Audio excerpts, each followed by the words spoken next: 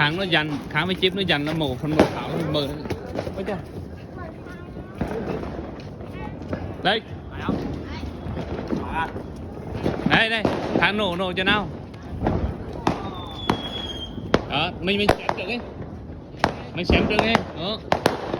thấy à mình xem trước ha mình xem trước mình nổ sau đúng không nổ sau đấy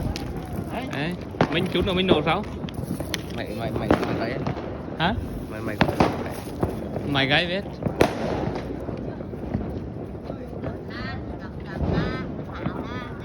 15 quả mấy 45 hả 25 25 hả đây này sáng bên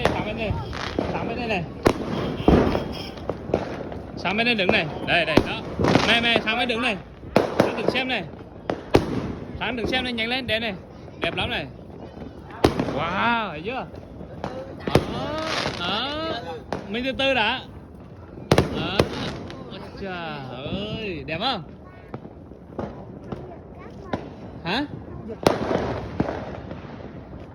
đừng mà đến nổ thẳng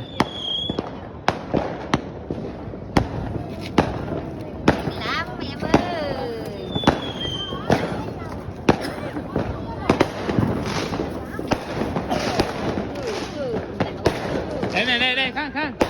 khang đây đó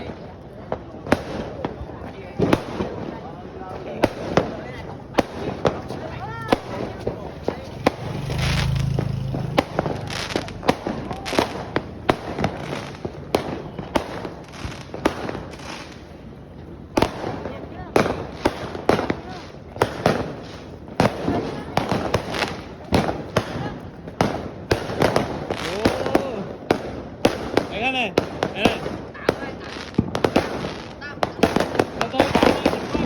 coi đi từ tao nổ coi đi nhiều rồi thấy chưa